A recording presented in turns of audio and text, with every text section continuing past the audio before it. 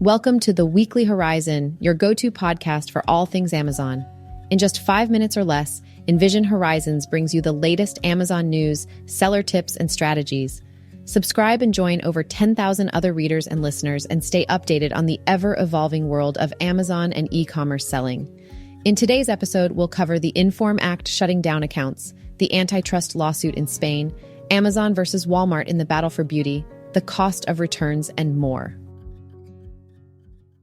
In urgent news, the Informed Consumers Act was a new U.S. federal law that kicked in recently. The act requires Amazon to verify multiple elements about your business, including your identity, bank account, phone number, business address, and tax identification number. This process aims to increase transparency and trust for consumers and sellers. Today, our agency noticed some of our clients getting notices about their account being suspended, even while their account was still under review. If you've already passed verification, you may still receive requests for additional info, and it's crucial to respond promptly. If you are still under review, it may be wise to send Amazon a note to check on the status. Stay compliant and keep selling. First up, Spain's antitrust regulator, the CNMC, has fined Amazon and Apple a total of €194.1 million for alleged collusion to limit online sales of Apple products. Amazon was fined €50.5 million, and Apple received a larger fine of €143.6 million. These fines stem from 2018 contracts where Amazon became an authorized Apple dealer, allegedly reducing competition and raising online prices for Apple products. Both companies are set to appeal, stating that their agreement aimed to combat counterfeit devices. This case is reminiscent of a similar event in Italy last year, further highlighting the tech giant's ongoing European regulatory scrutiny. More updates will follow as the appeals process unfolds. Let's now talk about the unseen cost of e-commerce returns.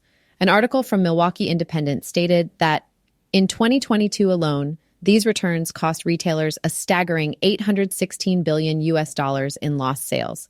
This is nearly double the figure from just 2 years earlier in 2020. And this cost isn't purely financial. The process of returns generated approximately 24 million metric tons of carbon dioxide emissions, creating a significant environmental burden. As we see the true cost of free returns emerge, the e-commerce landscape could be changing. Amazon and other retailers are starting to rethink their return policies. The number of retailers charging for shipping returns increased from 33% to 41% in 2022. They're also exploring other strategies, such as shortening the return window and providing virtual fitting guides to lower the return rate, waste, and losses. In other news, we discussed the growing battle for the beauty industry between retail titans, Amazon and Walmart.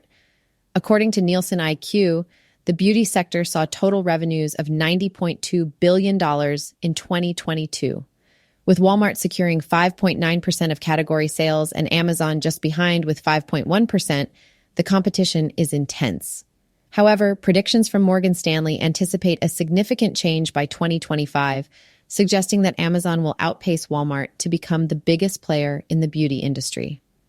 With a projected market share of 14.5%, or around $180 billion, Amazon's growth is anticipated to continue alongside its e-commerce dominance, which is expected to reach 46.5% by 2025. Laura Meyer, CEO of Envision Horizons, supports this, stating, "If you're a beauty brand and you're not on Amazon, it's not a question of whether you should sell on Amazon, but rather a matter of when." This retail race is far from over, and we can expect both companies to continue to vie for the top spot in the beauty sector. Lastly, Amazon's recent Prime event turned heads, not just for its record-breaking $12.7 billion merchandise sales, but also for the strategic inclusion of various services. With a 6.1% year-over-year growth, the e-commerce giant has shown the potential for diversification beyond its traditional retail stronghold. Amazon partnered with Grubhub, Priceline, and its telehealth service, One Medical, providing exclusive discounts for their services during the Prime event. Analyst David Klink interprets this move as Amazon's attempt to shift up the value chain, a move mirrored by Walmart with its addition of services like Paramount Plus to its offerings. By collaborating with service providers like Grubhub and Priceline, Amazon is branching out and, in the process, reinvigorating the retail experience. This not only provides new revenue streams, but also strengthens Amazon's advertising strategy. The company has reported a significant increase in its advertising revenue, with first quarter figures reaching $9.51 billion, a rise of 20.7% year on year.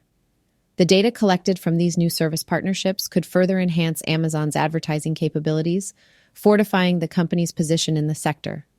While it remains to be seen how these changes will impact the retail landscape, one thing is for certain: Amazon is not just about selling goods anymore. It's about delivering a comprehensive range of services to meet the ever-evolving needs of the modern consumer. That's all for today. Thanks for listening. If you know of a brand looking for guidance on selling on Amazon, Envision Horizons offers free growth plans for all qualified brands. Mention you heard about the agency on the podcast and get a complimentary brand score relative to competitors in the industry. See you all next week, and don't forget to subscribe. If you enjoyed this episode, a review truly helps. Thank you.